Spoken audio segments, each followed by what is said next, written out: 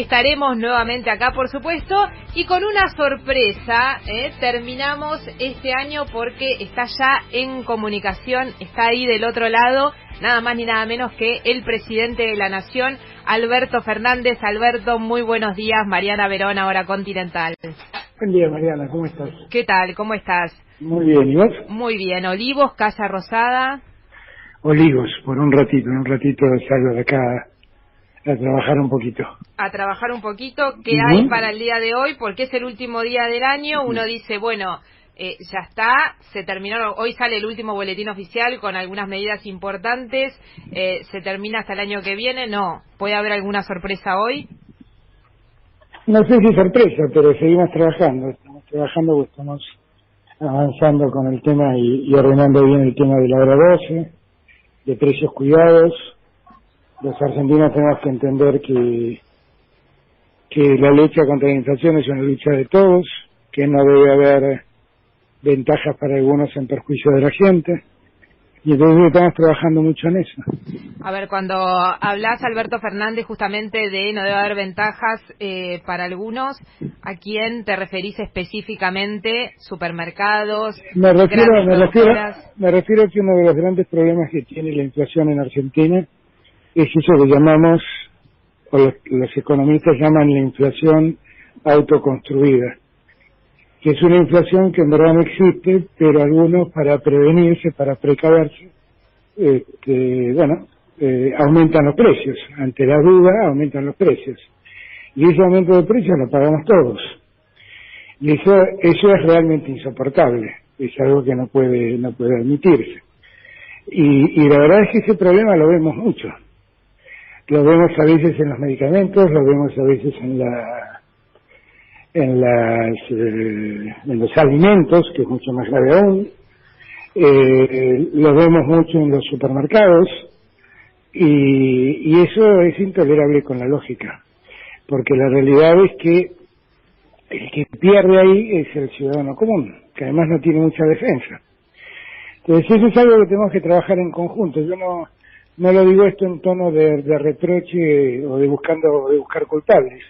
Es lamentablemente un método que en Argentina funciona y es muy nocivo, pero muy nocivo.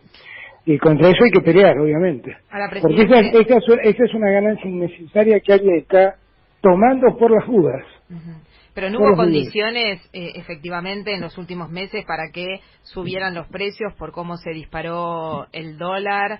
Esas condiciones solo valdrían para aquel que tiene insumos en dólares. Pero al productor de leche no tiene nada de insumos en dólares.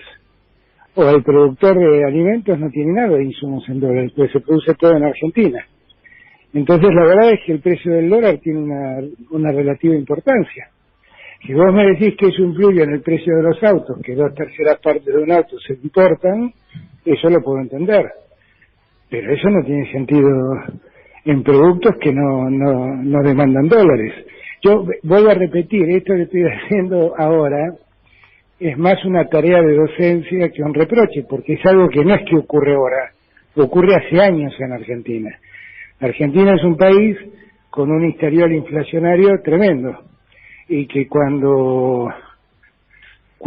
la inflación asoma, viene algo parecido al síndrome del alcohólico recuperado. Empiezan a remarcar precios por las dudas, solo por las dudas. Y eso es un gran problema. Es un gran problema, porque además tampoco son las grandes cadenas de supermercados, son todos. A veces lo hace el pequeño comerciante. Lo hacen todos, porque todos deben ser el tonto que pagó los platos rotos. Ahora, ¿el Estado qué medida puede tomar para que eso no ocurra? ¿O qué medida va a tomar? Nosotros tenemos que controlar eso. Obviamente que hay que controlarlo. Y hay medidas, y el Estado tiene recursos para hacerlo. No se trata de andar fijando precios. Se trata de ver que las ganancias y las utilidades sean razonables. En Argentina también hay ganancias extraordinarias que en el mundo no se reconocen. Pero eso sería revisarle las ganancias a los grandes. No, ver simplemente cómo son los costos, lo que hace todo el mundo, ver exactamente cómo son los costos y buscar que a partir de los costos la ganancia que se obtenga es una ganancia razonable.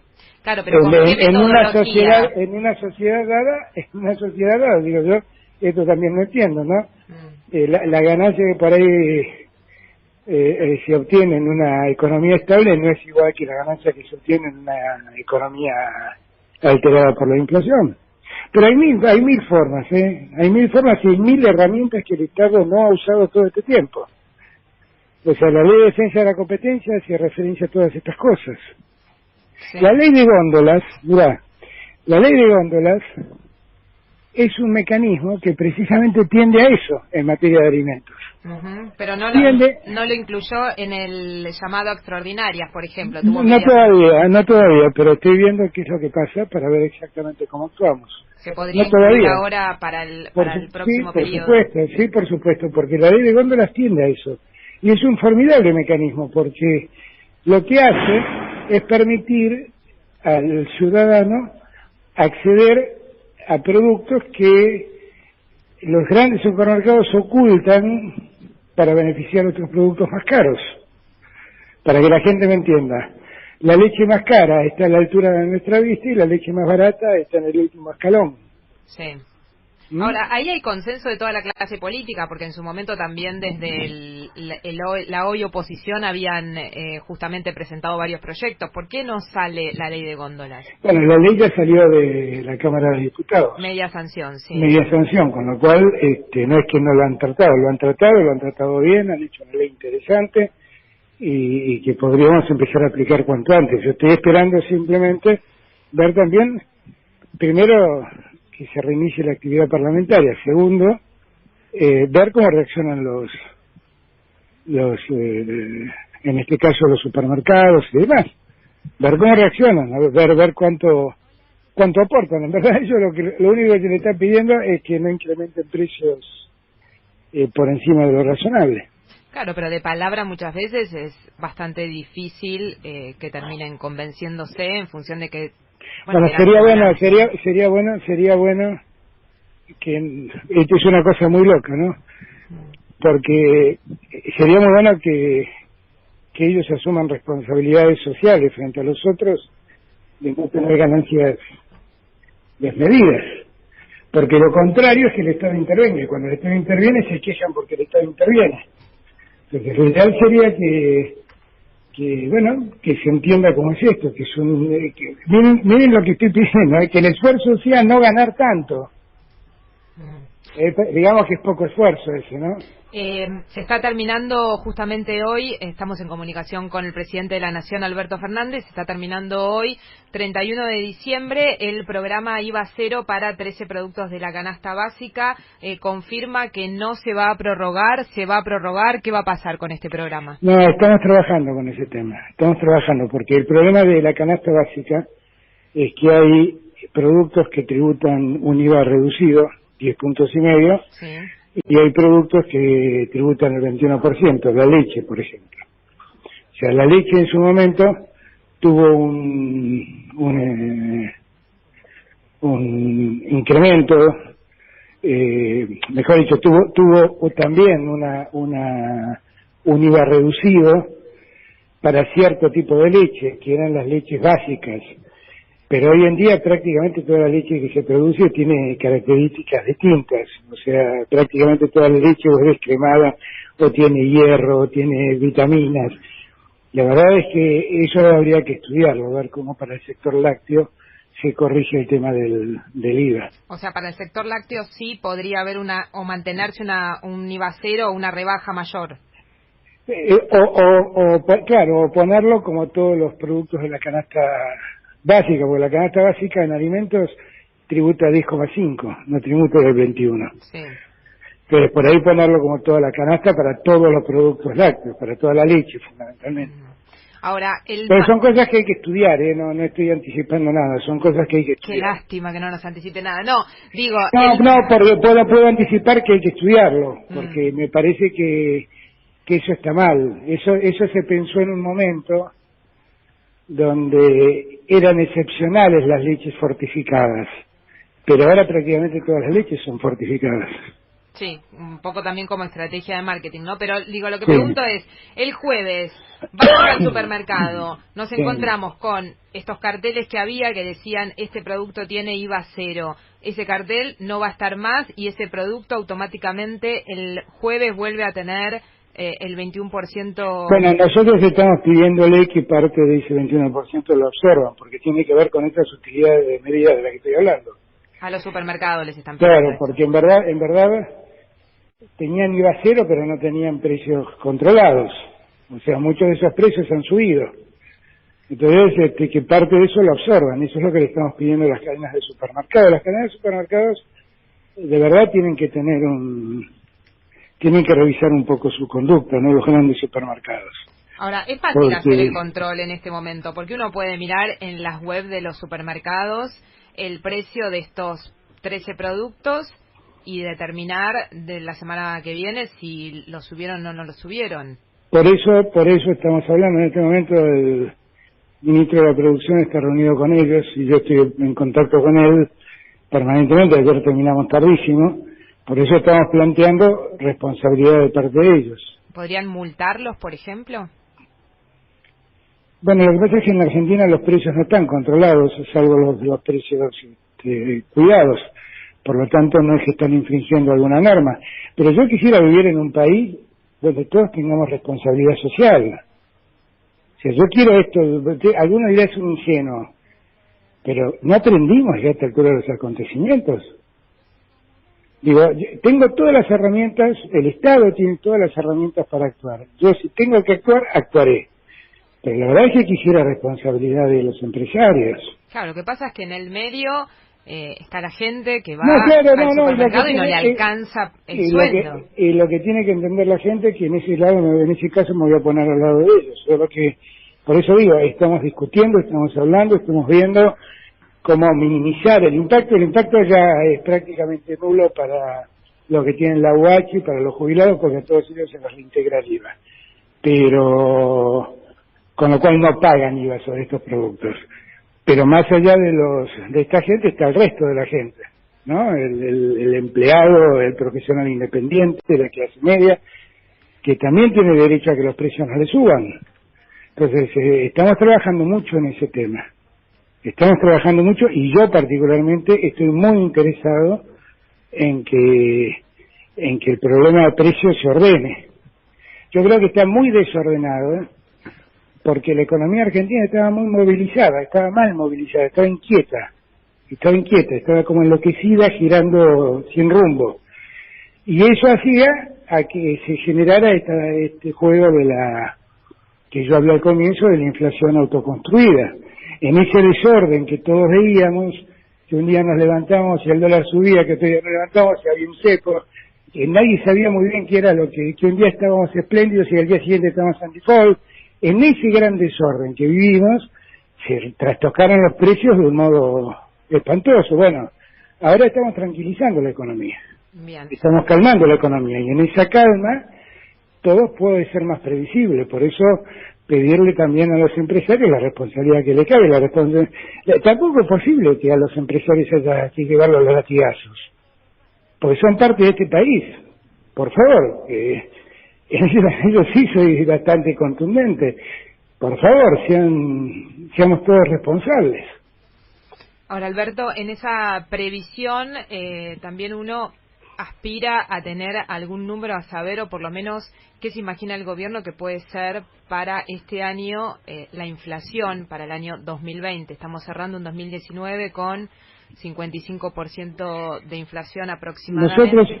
Nosotros nos hemos puesto un deadline, una línea de final, como para tener claro el funcionamiento de la economía, que es el 31 de marzo. Pero entonces ya sabremos cómo está la situación con los acreedores. Vamos a tener datos que hoy no tenemos en la economía. A partir de ese momento estamos en condiciones de proyectar todo. Créanme que la economía está llena de sorpresas. Qué sé yo, en todos lados me aparecen deudas impagas, en todos los sectores de la administración. Deudas impagas quiere decir acreedores que vienen y me reclaman miren que el Estado no me ha pagado. Y yo miro y eso no figura en el déficit.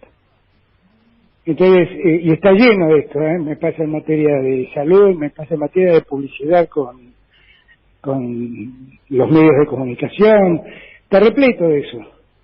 Para todo eso hay que encontrar una solución y quiero saber a ciencia cierta cuál es exactamente la deuda que el Estado tiene y bueno, ver cómo afrontarlo. Yo evito hablar de esas cosas porque creo que la gente está muy cansada de que le hablen del pasado y quiere que le hablen del futuro. Lo que la gente tiene que entender, cada hombre, cada mujer, cada ciudadano de la Argentina, tiene que entender que estamos trabajando en tranquilizar la economía, sacarla de esa sensación que todos teníamos que no sabíamos qué iba a pasar mañana. Y bueno, ir de a poco ordenándola. Esto exige ordenar los números del Estado. Yo en eso no tengo ningún empacho en decir que soy muy cuidadoso de las cuentas públicas. Cuando empiezan con la discusión si hicimos un ajuste, no hicimos un ajuste, ¿el ajuste qué es? ¿Poner en orden las cuentas públicas? Sí, si es así, hicimos un ajuste. El problema es quién pagó el ajuste. El ajuste no lo pagaron los que menos tienen. Los pagaron los que están en mejor situación. Los que pueden exportar. El campo, las mineras, el petróleo, los que tienen más bienes que el resto, bienes personales en el exterior. Esos son los que están pagando el ajuste. No lo está pagando la gente. Por eso, yo quiero ser franco, quiero ser sincero. Este año termina, hemos volcado a los que menos tienen dinero para que estén mejor, para que puedan alimentarse. Mi obsesión para terminar con el hambre, que es una cosa que me avergüenza y debería avergonzarnos a todos, es una obsesión muy sana que tiende a resolver ese problema tan primario como es el problema de que la gente coma. Lo noto un poco enojado, quizás porque con esto del ajuste y demás. No, enojado no, vehemente, enojado no, estoy enojado. No, pero digo, en el sentido de que quizás esperaba un poco más de luna de miel, si se quiere, en la crítica de los medios. No, a mí la verdad no me preocupa, todo el mundo tiene derecho a pensar, a decir. El tiempo finalmente también demuestra quién dice la verdad y quién mintió, así que la gente no es tonta, lee y se da cuenta, escucha y se da cuenta, mira y se da cuenta. Yo en eso no tengo problema, yo no pido luna de miel de nada, pido sensatez, solo sensatez, que es otra cosa, ¿no? Yo lo que pido es que todos tengamos en claro el punto de partida y la necesidad que tenemos, como siempre digo, de tranquilizar la economía y así tranquilizarnos todos. Ahora, Alberto, en cuanto a la reforma o la suspensión de la fórmula de actualización de las jubilaciones, ¿no es injusto que en este momento en el que todos los jubilados iban a cobrar una inflación del año pasado, porque viene siempre esa fórmula con rezago, se suspenda la aplicación de esa fórmula? Bueno, a ver, vamos por partes. Una jubilación mínima hoy oscila a los 14.000 pesos. Sí. Han recibido en diciembre 15.000. Eso es un 30% de ingreso adicional que tiene un jubilado. En enero van a recibir otro 30% adicional que tiene el jubilado y en abril van a recibir aumentos también. Y en abril van a recibir todos los jubilados, no los de la mínima. Todos. Pero ahí va a ser un monto fijo. Vamos a ver cómo es. Miren, los jubilados para mí son parte de los privilegiados, han sido muy maltratados en todo este tiempo. Muy maltratados. Yo sé que muchos de ellos no votaron porque se enojaban de los modos de Cristina, por las cosas que se enojaban, pero a mí no me importa, yo sé que han sido muy maltratados y que hay que ayudarlos. Y que hay que ayudarlos a salir de esa situación. Lo que digo es que lo que hizo Macri es de una responsabilidad supina. Porque ¿qué fue lo que pasó? Cuando ellos, hay que acordarse, hay que tener memoria. Ellos necesitaban 150 millones de dólares de pesos aproximadamente, 150.000 millones de pesos aproximadamente para financiar a la provincia de Buenos Aires y al interior. Le sacaron esa plata a los jubilados, le cambiaron la fórmula en un momento en que jorobaron a los jubilados, le dejaron de pagar el aumento durante todo un trimestre para jorobarlos, le mandaron a Vidal 100.000 millones de pesos para que haga campaña, Y después, claro, se le fueron todos los indicadores al diablo, tiene una inflación de medida, y ahora ¿cómo le pagamos a los jubilados? Si no hay cómo. Lo que hicieron fue mentirle para poderle mandar a Vidal 100.000 millones de pesos. Esto fue lo que pasó. Y esto fue lo que dije yo y dijimos muchos en aquel momento. Y la sociedad se dio cuenta y por eso salió a la calle a protestar. Ahora, a mí no me gusta, yo definitivamente la mentira la detesto. No soy como Macri que dice, a mí me calienta la mentira y mentía todos los días. Yo la mentira la detesto. Yo tengo mucho respeto por el ciudadano que confió en mí y también por el que no confió en mí. Yo les digo la verdad. Miren, esa fórmula es impagable. Si quieren la mantenemos, no la van a cobrar nunca. Porque el Estado no recibe el dinero para poder pagar eso. En ese sentido, la fórmula que existía antes tenía más racionalidad, porque era un mix que tenía en cuenta cómo aumentaban los salarios y cuánto dinero ingresaba al Estado. Y considerando ambas variables se aumentaba el sueldo de los jubilados. Sí. Era mucho más racional, mucho más razonable. Y la verdad es que los jubilados no perdieron en términos reales dinero con esa fórmula. No perdieron. Ahora, con esa fórmula que puso Macri, sí, se perdió, bueno, ¿no? en estos años de Macri, porque esto también hay que aclararlo, porque hacer raca la vestidura y dicen defender a los jubilados.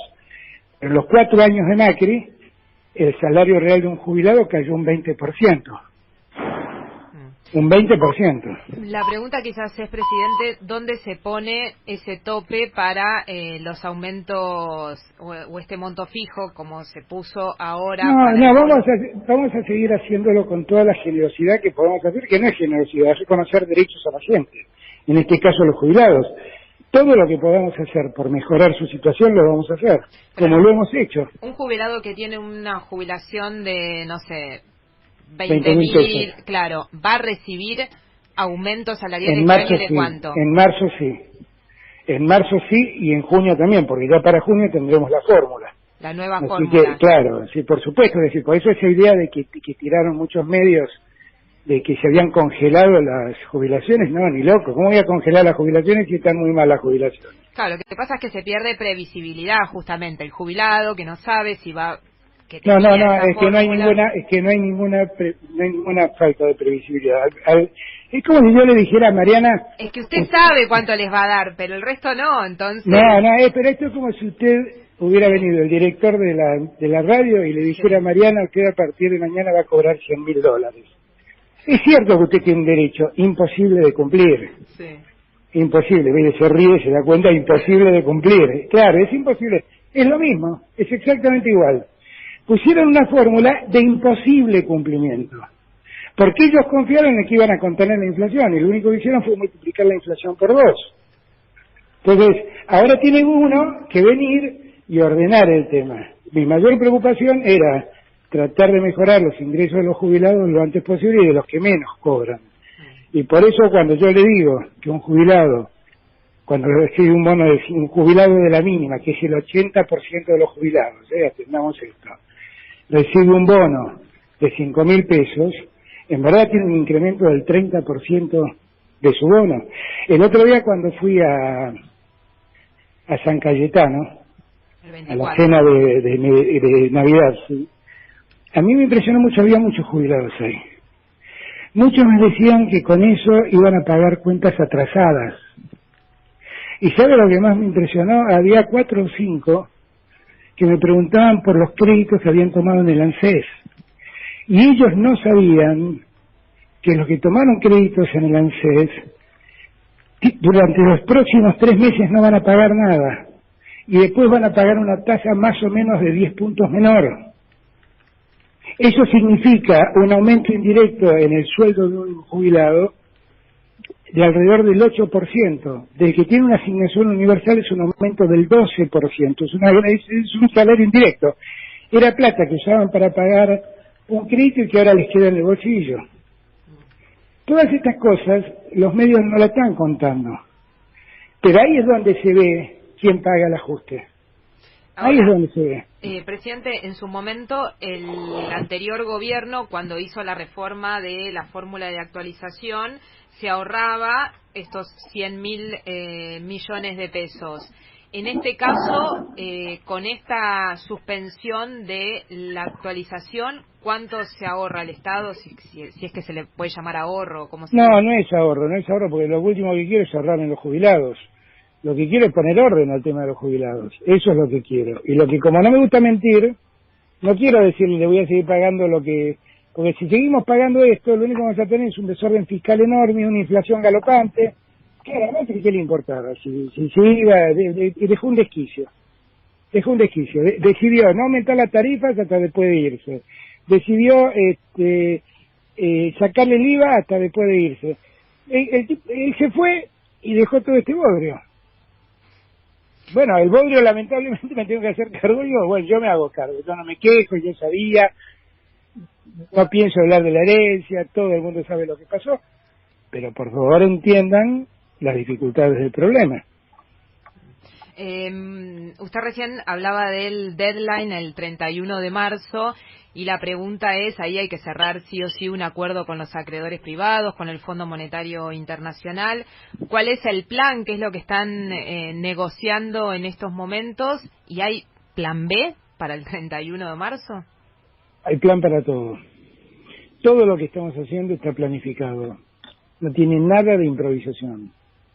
Durante los últimos 2 meses hemos trabajado con Martín, con Cecilia y con Matías en planificar cada una de las cosas que estamos viendo. Sabemos lo que nos cuesta cada cosa que hacemos, a dónde derivamos los recursos, todo está absolutamente planificado. Ahora, en este punto de la renegociación, ¿va a haber quita? Estoy en una negociación, no me pida que la adelante. Pero estamos negociando, eso es una 2, cosa 3 años de plazo. No me pida que adelante porque eso es una negociación. Y nadie va a jugar a las cartas contando las cartas que tiene. Bien. Eso es lo que me pasa a mí. Si yo le cuento a usted, le estoy contando a los acreedores con qué carta juego. Este año lo que está pendiente todavía de las promesas es el anuncio del aumento por decreto para el sector privado. Eso estaría saliendo esta misma semana. ¿Cómo va a ser? Yo calculo que la primera semana de enero. Pero eso está bastante acordado con sindicatos y con empresarios. ¿Y cómo sería un bono fijo? Vamos a ver. Eso sería un mínimo de aumento, no sería un monto fijo. Sería un monto mínimo. Sí. Con lo cual, si alguien quiere dar más, puede darlo, no hay problema. Y tampoco garantiza el Estado. Y tampoco vamos a frenar paritarias, ni mucho menos. Así que eso yo espero que todo funcione normalmente, entendiendo que es funcionar normalmente en la excepcionalidad, ¿no? O sea, no es lo mismo la normalidad hoy que la normalidad en un momento de orden. Hoy no estamos en orden, estamos con todo desordenado. Ahora, si usted estuviera de este lado, ¿no? Del lado del trabajador... Estoy del lado del trabajador. Bueno, ¿no? Pero no negocia directamente las paritarias. Y tiene que ir a negociar la paritaria. Uno no sabe cuánto va a ser la inflación de este año. Por supuesto que el gobierno anterior, con los pronósticos, fue un desastre también, y todos fuimos a pérdida en la cuenta final de salarios. Ahora, ¿qué hace? ¿Cuánto pide de aumento salarial? ¿Cómo negocia una paritaria? Ha habido muchos años, creo que este debería ser uno de esos años, en donde, por estas incertidumbres que tiene la Argentina, se negociaba en partes temporales. Sí. Yo a todos les pido paciencia hasta el 31 de marzo, donde voy a tener a ciencia cierta un escenario ya definido. Hoy el escenario no está definido porque el peso de la deuda es muy grande, y condiciona mucho. Desde el 31 de diciembre voy a tener todo definido. El 31 de marzo. Yo creo... el 31 de marzo, perdón. ¿Qué dije yo? Diciembre, hoy. No, 31 de marzo. Hasta el 31 de marzo. Si el 31 de marzo ya con el escenario definido, yo lo que les pido a todos es hagan acuerdos hasta el 31 de marzo, y después del 31 de marzo con el escenario definido, todos sabremos cómo movernos. O sea, una paritaria por etapas. Algo así. Sería. Algo así. Bien. ¿El cepo al dólar, a la compra de dólares, sigue? El cepo tiene que seguir porque en Argentina no hay dólares. Esto también lo tiene que entender la gente. No lo pusimos nosotros, lo puso Macri. Lo puso después de dejar que se fuguen 70.000 millones de dólares. Eso no es una decisión... Saben ustedes que siempre he criticado el cepo. Sí, la piedrita en la puerta giratoria. Exactamente, lo he dicho siempre. Estamos ahora viendo con Martín a ver qué alternativas tenemos para que eso no afecte las inversiones. Pero hay que andar con mucho cuidado porque lo que no tenemos son dólares. Por eso los cuidamos. La gente se enoja por el impuesto al dólar y demás, pero el dólar finalmente en la Argentina es un bien, ¿no? La gente como duda de la moneda en pesos, recurre al dólar. Y está bien, digo, la verdad es que es una historia de siempre y no se va a cambiar culturalmente de la noche a la mañana. Ahora, el dólar es un bien que hay que comprarlo en los bancos y no hay. Entonces, ¿qué es lo que pasa cuando los bienes faltan? Son muy caros. Ahora, en este caso, además, nosotros necesitamos los dólares para proteger la producción, porque en verdad hay mucha gente, las automotrices, que para poder producir autos necesitan importar cosas. Bueno, ellos no pagan ningún impuesto y el dólar lo tienen a 63 pesos. Ahora, si uno quiere ahorrar en dólares, si uno quiere viajar, puede hacerlo, pero tiene que pagar que y que por lo tanto tiene que pagarlo más.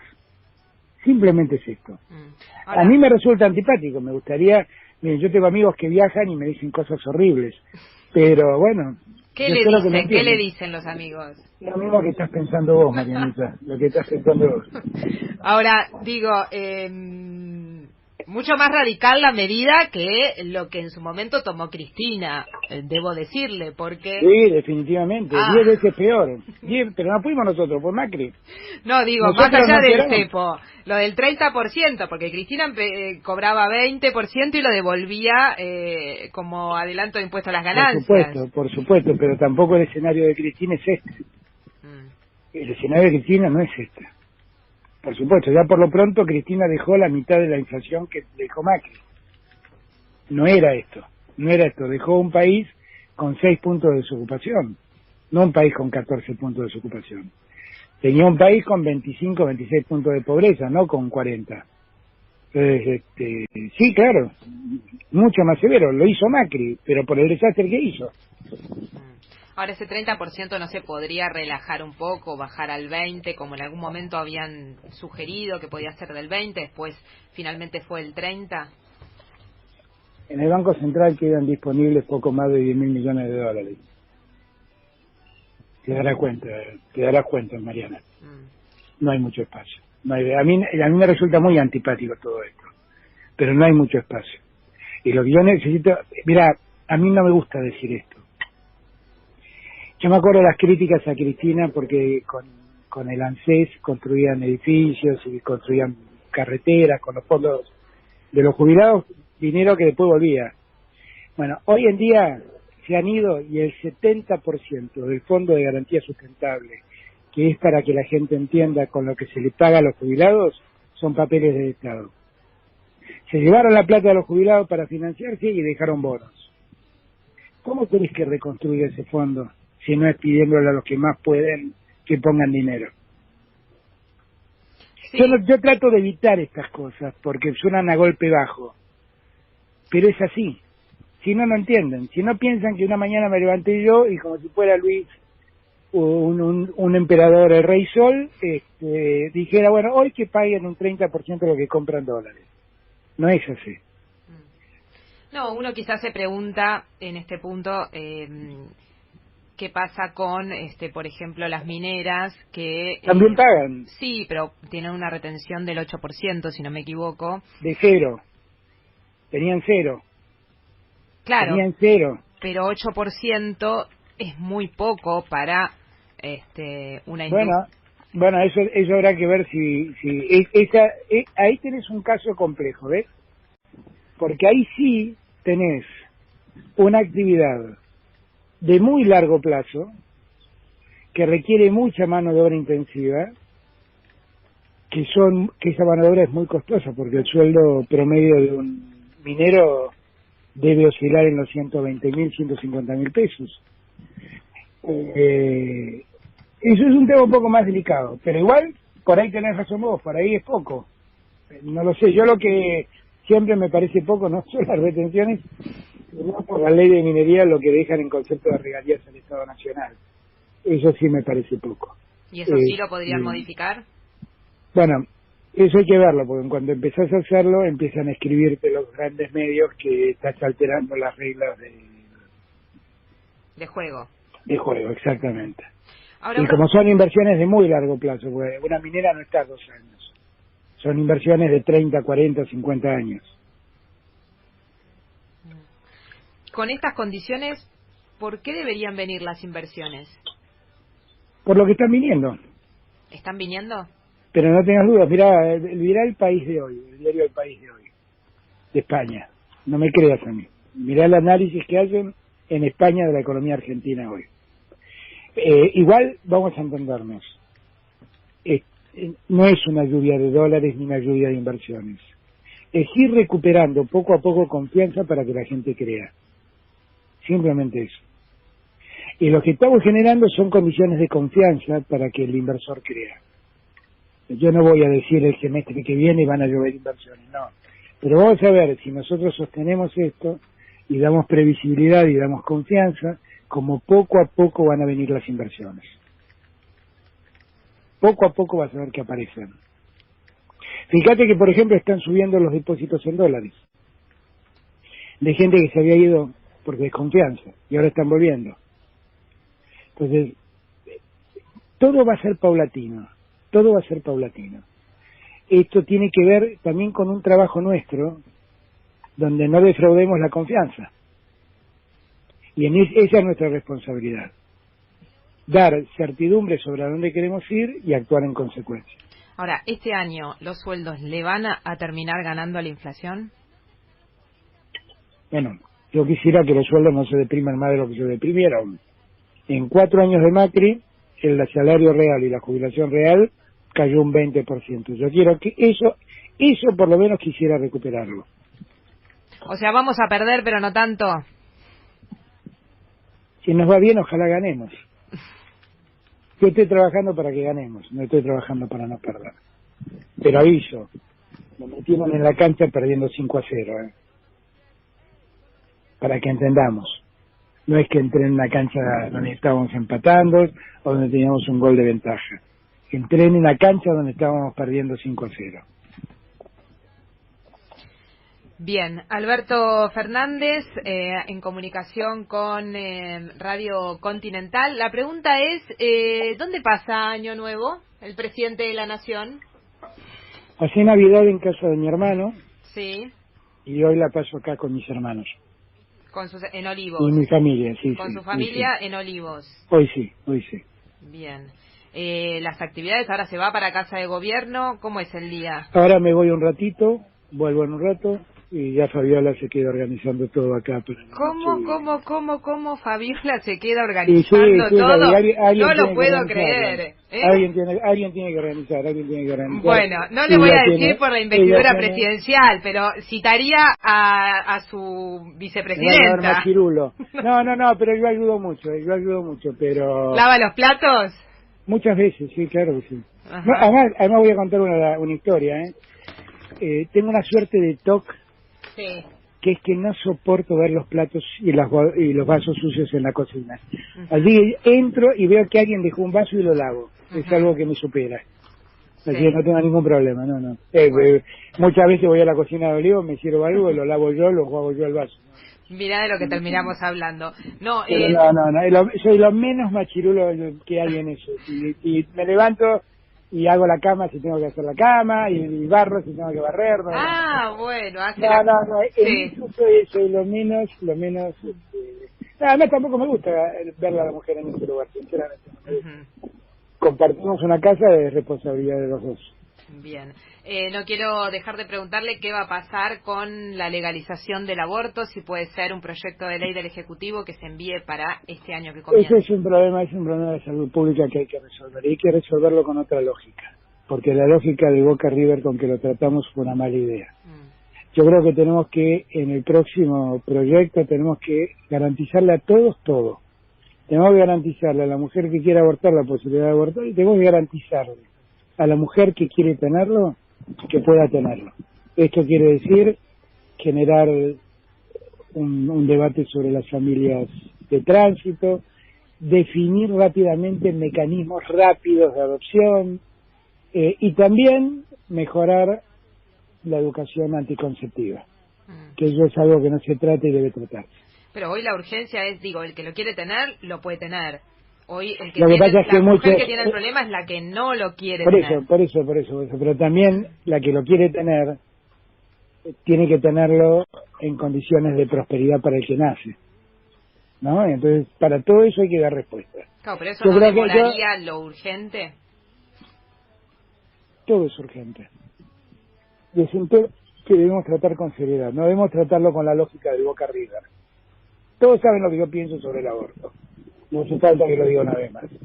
Todos saben que estoy decidido a que este tema se trate. Y todos saben que lo voy a impulsar. No hace falta que explique más nada. Lo que creo es que tenemos que terminar con la lógica del Boca River, el pañuelo verde y el pañuelo celeste. Con la lógica de que dice el pañuelo verde es progresista y el pañuelo celeste es un retrógrado. Son miradas, son convicciones, son cuestiones religiosas, todas respetables. Lo que tenemos que resolver es un problema de salud pública. ¿Cuál es? Que la mujer que aborta pone en riesgo su vida. Esa es la prioridad. Ahora, la mujer que no quiere abortar y vive en la pobreza y quiere tener a su hijo pero no puede mantenerlo, ¿qué solución le damos? Bueno, para ir con un tema que darle solución. Bien. El tema es la pregunta si va a ser enviado el proyecto este año, en el 2020. Mi decisión es mandarlo en este ejercicio, sí. En este ejercicio 2020. Sí.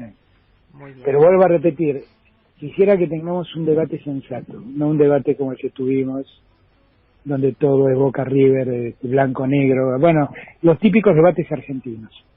Es un problema muy serio para las mujeres, y hay mujeres que se mueren en esta situación. Y yo no quiero que se muera más nadie. Es que eso es lo más importante, Alberto. Y no quiero hacerme el distraído. No quiero hacerme el distraído. Entonces, quiero que lo discutamos con otra lógica, ¿no? Miren, yo he vivido 2 veces estas discusiones a lo largo de mi vida, que después dije, ¿por qué discutimos tanto? El primer punto fue cuando fue la ley del divorcio. Yo vengo de una familia donde mi madre se divorció, se casó siendo yo muy chico con un señor con quien me crié y a quien considero mi padre. Y mi madre, muy católica, vivía acomplejada porque ella era una concubina y no entendía eso. Y siempre me acuerdo, se van a reír todos, ¿no? Pero siempre me acuerdo que yo era chiquito, estaba en 2º, 3er grado, y la recomendación que mi mamá me hacía el primer día de colegio es, si te preguntan la situación de tus padres, vos decís que están casados vía México. Y yo repetía, están casados vía México. Bueno, un día vino Alfonsín, dictó la ley del divorcio, fue un problema, una discusión parecida a la del aborto, y la verdad, si recuerdo una felicidad en mi vida, tengo muchas, tengo la del nacimiento de mi hijo, tengo muchas, pero si hay un momento feliz, fui el día en que los 3 hijos fuimos testigos del casamiento de nuestros padres. Y yo dije, ¿para qué sufrieron tanto? ¿Para qué? Después viene el matrimonio igualitario, otra discusión igual. ¿Para qué hacer sufrir a gente que simplemente tiene otra forma de ejercer su sexualidad? ¿Por qué? Y acá es otro tanto, porque además son discusiones de la hipocresía argentina. Yo por eso me exacerbo tanto con el tema. Son discusiones de la hipocresía argentina, Mariana. Porque además muchas veces las que abortan son familias pudientes, de hijas pudientes que van a misa, pero que no pueden soportar el oprobio de tener una hija soltera con un hijo. Entonces, resolvamos todo esto, terminemos con la hipocresía. La mujer que quiera abortar va a abortar, y la que quiera tener un hijo que tenga un hijo, y démosle las condiciones para que su hijo viva feliz en el mundo. Simplemente. Bien. Muchísimas gracias, Alberto Fernández. Bueno, que tenga un gran año. ¿Un mensaje quiere dar para todos los argentinos? ¿Será el último reportaje del año que da Alberto Fernández? Esperemos. No, sí, definitivamente. Hoy me agarraste con el chifaz. No, un beso a todos los argentinos, a todas las argentinas. Tengamos confianza, dejemos de lado las disputas, pongámonos a pensar en los que peor están, en los que más necesitan. Esa es nuestra obligación como sociedad. Somos un pueblo maravilloso que se cayó 1000 veces y 1000 veces se levantó. Vamos a levantarnos otra vez y ojalá que sea la última vez que nos levantemos. Que de aquí en adelante, como dice Benedetti, solo quiere ir mejorando. Ojalá sea eso.